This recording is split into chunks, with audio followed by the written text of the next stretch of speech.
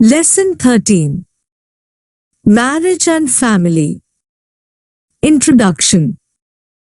We shall study marriage as an important social institution of society in this chapter. It is a universal social institution, that is, it is found in all types of society and at all levels of culture. First, we shall study the important features of marriage among the Hindus.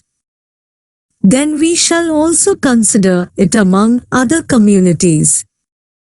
Hindu marriage is a religious sacrament. The aims of Hindu marriage are said to be progeny and pleasure. Marriage is desired for the fulfillment of one's religious duties. These are certain rites which must be performed for marriage to be complete.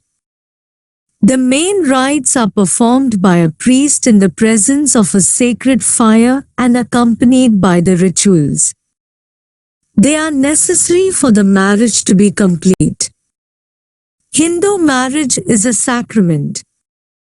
It is considered sacred because it is said to be complete only on the performance of the sacred rites. As marriage is said to be sacred, it is irrevocable. The parties to the marriage cannot dissolve it all. They are bound to each other until they die. It calls for sacrifice on the part of the other. The individuals are forced to make marriage a success by means of compromise and adjustment. Marriage is a social duty towards the family and the community, and there is little ideal of individual interest. The social background provided by the joint family and caste with its dominion in all aspects of life afforded no scope for the recognition of any personal factor, individual interests and aspirations in the relation between husband and wife. Marriage binds a man and a woman in permanent relationship for the physical, social and spiritual purpose of sexual pleasure, procreation and observance of dharma. Sex desire is one of the vital forces of human beings. It should be satisfied. Without the satisfaction of human beings' sex desire, one cannot attain full integration of personality. It ensures normal development of human beings. The second important function of marriage is procreation. What we mean by procreation is of giving birth to a child. Human beings are mortals. The death of a person is compensated by the birth of a child. Otherwise, society cannot perpetuate. Thus, when old people die, young one is incorporated into society and society's existence continues. The third function of marriage is dharma. Dharma means duty. The duty of a Hindu, said in the 4 stages of ashrama, dharma must be observed and performed by an individual to attain bliss. The 4 stages of life are brahmacharya, grahastha, vanprastha and sannyasa. The reasons for and the nature of marriage. Sex gratification is a basic reason for the formation of the family and the institution of marriage. It is usually regularized and socially sanctioned. It is not the only cause. Satisfaction of the sexual desire is implied in a healthy and normal physical survival. But the cultural traditions of a people decide the exact way of this satisfaction. Different ways are followed by people to satisfy sex desire. Biopsychic needs compel men to marry. Biological organism, for example. Man needs woman and vice versa. Psychological needs are those desires related to human emotions. In marriage, these emotions are satisfied. This can be explained by the birth of child and the feeling of love and affection shown to the child by the couple. Thus, the biological and psychological needs are fulfilled according to the culture of society. Generally, sex gratification forms the dominant motive for marriage.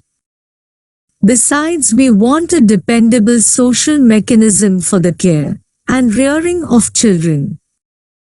Another important reason for marriage is that it transmits culture from one generation to another. For example, parents educate children. It ensures a twofold survival, that of the group and its culture of children. The economic organization of people is dependent upon cooperation and division of labor between the two sexes. In married life, we find cooperation between husband and wife. Work between them is also divided according to their sex and ability. For example, men perform hard work like plowing and women are given light work such as taking care of the children and home. The stable functioning of the economic organization is made possible only when the two sexes enter into socially sanctioned, permanent relations with each other, that is, marry. The nature of the marital bond is the same everywhere. It has social sanction generally in the form of a civil or religious ceremony. It authorizes two persons of opposite sexes to engage in sexual and socio-economic relations with one another. The marital bond brings together not just two individuals, but two families. In India, it binds the relatives and villages. It is not a tool designed to secure personal satisfaction. It is a social mechanism which creates and fosters social solidarity. It is the individualistic and personal aspect of marriage which is stressed in urban society. Classification. The following are the ways of classifying marriages. 1. According to the number of persons united in any marriage. Monogamy, marriage of one man to one woman. Polygamy, marriage involving either more than one woman, of which there are two types. Polygamy, one man to two or more women. Polyandry, one woman to two or more men. 2. According to the manner in which descent of the married pair is accorded. 3. Patrilineal descent is traced in the direct male line, for example, child to father's father, etc. Matrilineal descent is traced in the direct female line. Bilineal descent is traced in both lines. According to the place of residence of the married pair. Patrilocal, husband and wife take up residence with the parents of the husband. Neolocal, husband and wife reside by themselves. The main forms of marriages are endogamy, exogamy, hypergamy, hypogamy, polygamy, polyandry, group marriage, etc. Endogamy. Endogamy is a form of marriage in which one must marry within one's own caste or group. This rule does not permit marriage of close relative. Endogamous marriage is that which is confined within the group.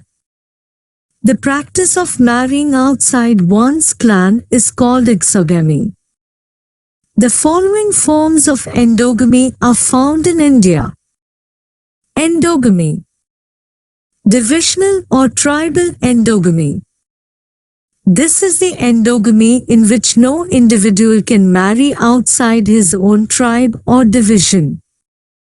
A breach of endogamy brings disaster to the tribes. It entails excommunication. Caste endogamy.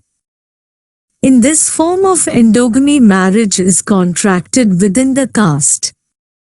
If a man marries outside his caste, he will be ostracized. But nowadays intercaste marriage is quite common. Tamil Nadu government encourages one to marry outside one's caste. This will also help to reduce caste conflict. Class endogamy. Class endogamy is that in which marriage can take place between people of only one class or of a particular status. Subcaste endogamy. This is the type of endogamy in which choice for marriage is restricted to the subcaste. Race endogamy. Race endogamy is that in which one can marry in the race. People of the Veda race never marry outside the race. The following are the cause of endogamy. 1.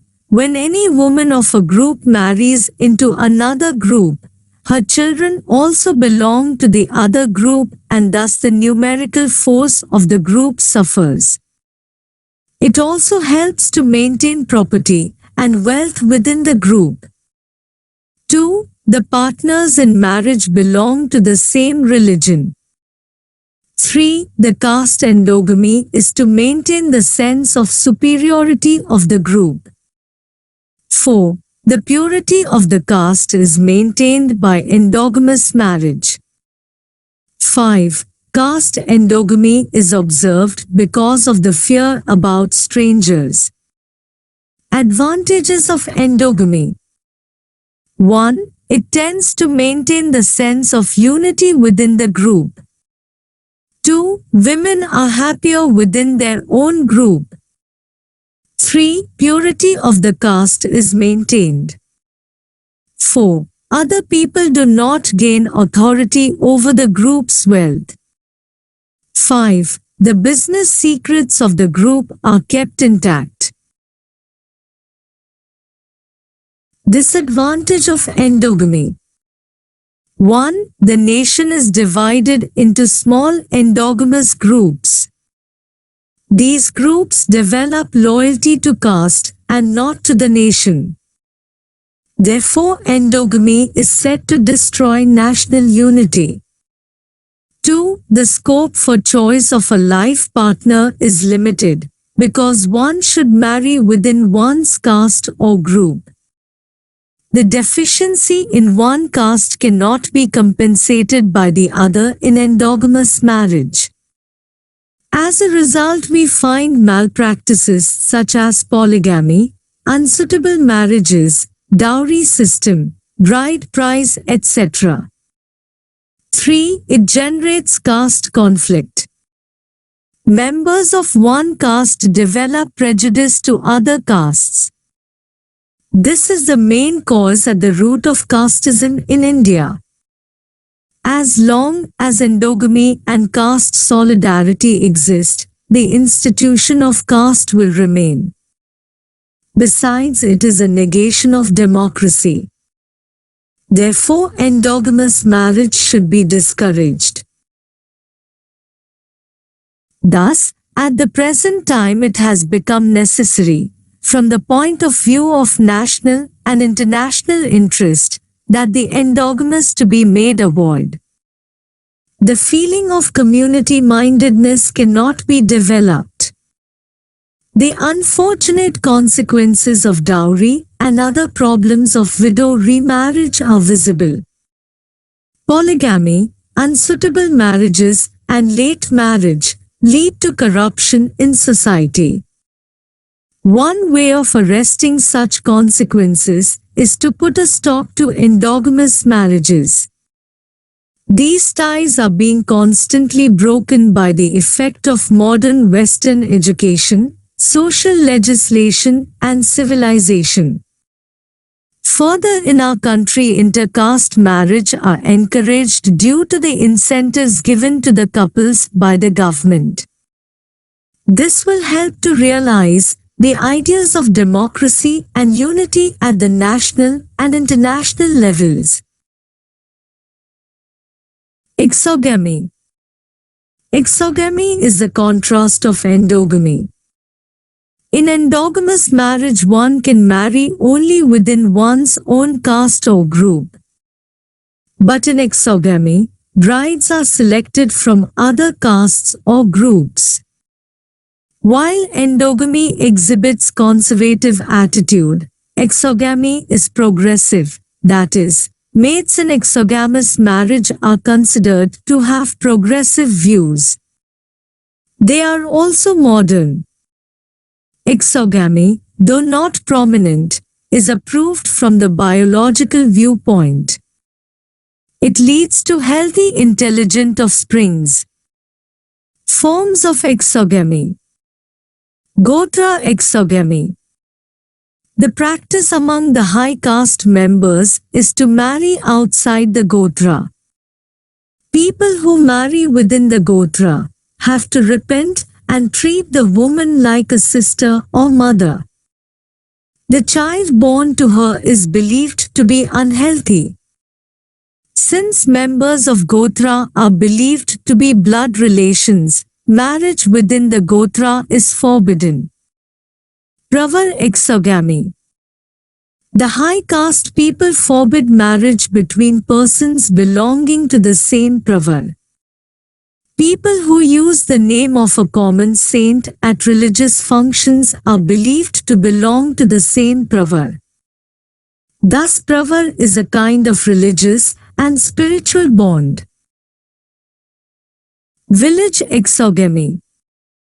Village exogamy as form of marriage is practiced by many Indian tribes. It is the recognized custom to marry outside the tribal village.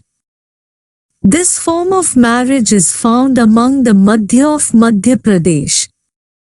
The reason for village exogamy is the villagers are considered as relatives. Pinda exogamy. The Hindus prohibit marriages within the pins. There are different opinions as to who are the members of the same pinda. According to Mitakshara school, those who descend from a common parentage belong to Sapinda.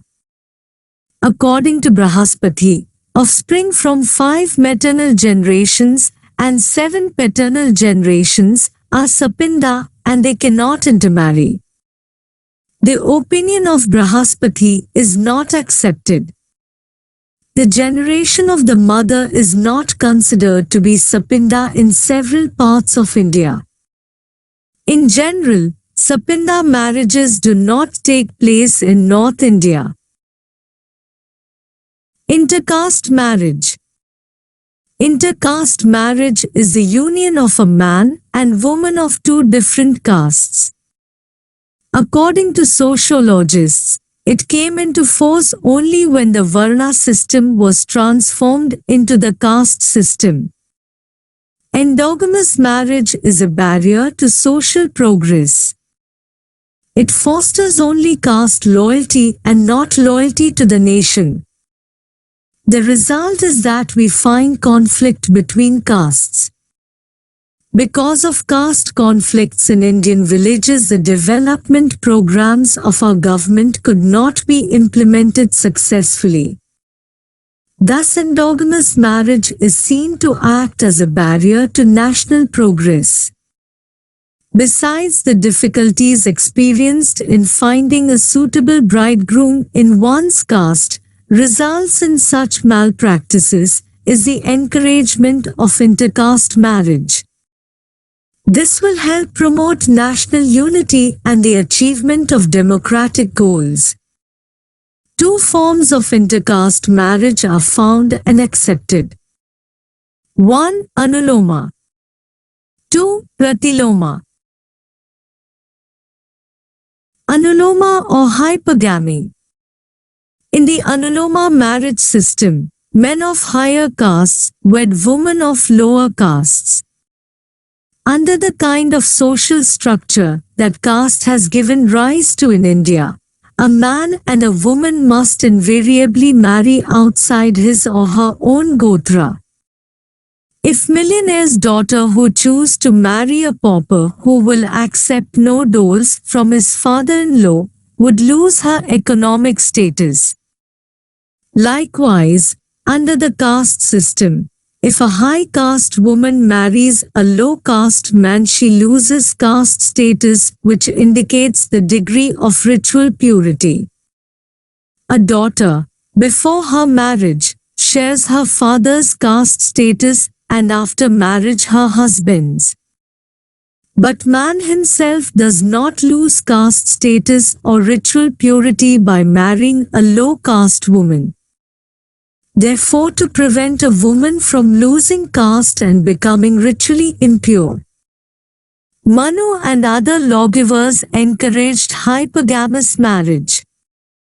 A man can marry from his own caste or from those below, but a woman can marry only in her caste or above.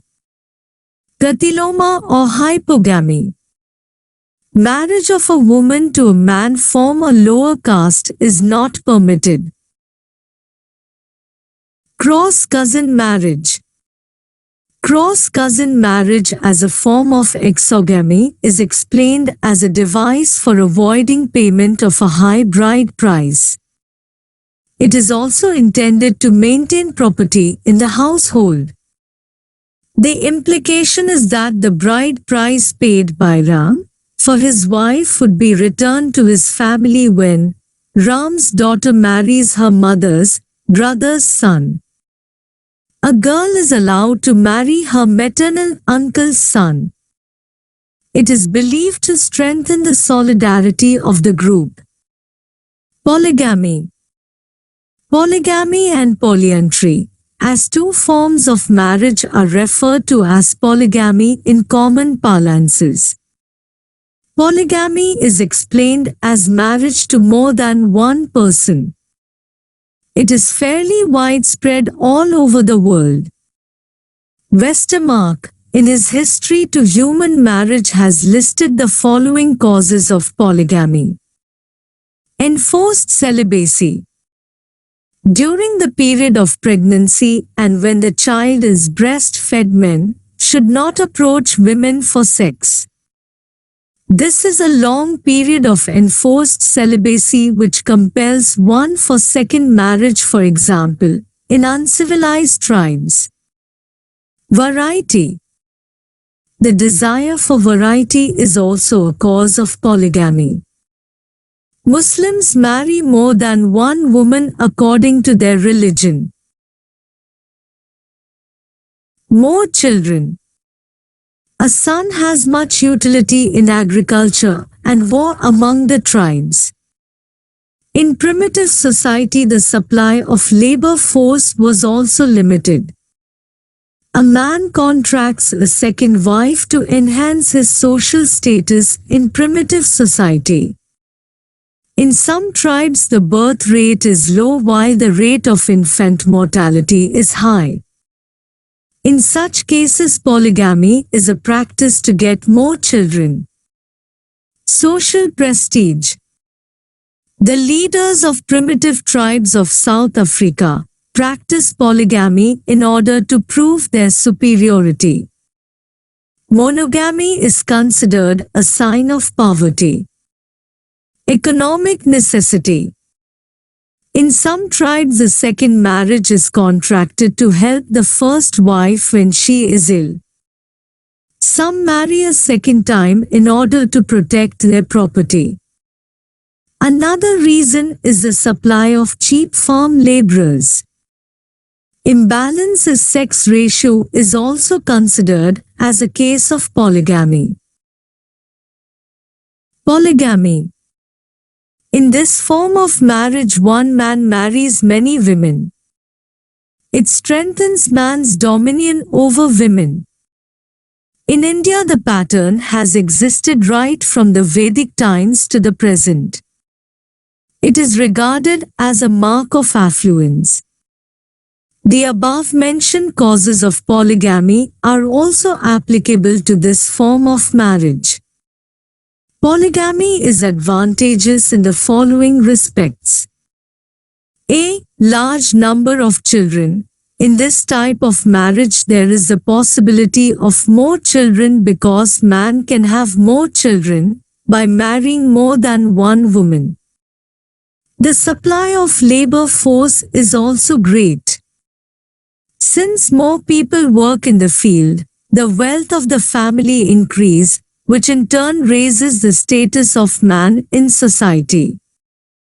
B. Cases of sexual infidelity are few, because the husband finds the desired variety among his wives. But more disadvantages than advantages are found in polygamy. Therefore, it is not considered good in civilized societies. Following are the disadvantages of polygamy. 1. Women are not treated well. Therefore, the status of women suffers. 2. The full development of personality of women is hindered because of jealousy and hatred among them. 3. The family suffers from want of finance. Children cannot be brought up well. Polyandry. Polyandry is a form of union in which a woman has more than one husband at a time, or in which brothers share wife or wives in common. It is far less prevalent than polygamy. There are two forms of polyandry. 1. Adelphic or fraternal polyandry. 2. Non-fraternal polyandry. Adelphic or fraternal polyandry. In this, a woman is treated as the wife of all brothers who have sexual relations with her. The Torahs of the Nilgiri hills observe this form of marriage. Till the bow and arrow ceremony is performed by the younger brothers, the children born to a woman are treated as children of the eldest brother.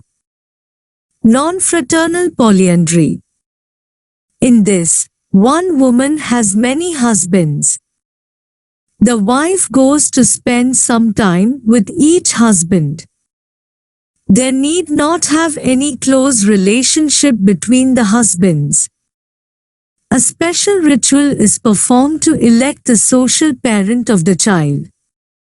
Following are the causes of polyandry. 1. Excess of men over women. 2. Extreme poverty due to which one man cannot maintain even one wife.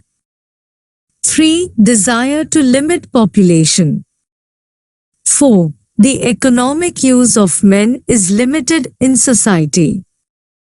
5. Desire to maintain the strength of the joint family. Summary. Marriage is one of the oldest socially recognized institutions essential for sexual urges. Today there is a greater trend towards exogamous marriage. Endogamy is said to be conservative. It is widely criticized. Exogamy is appreciated as progressive and more scientific. Exogamy has brought peoples of various castes, races, religious group and tribal together. Thank you for watching. If you found this video helpful, please like, subscribe and share.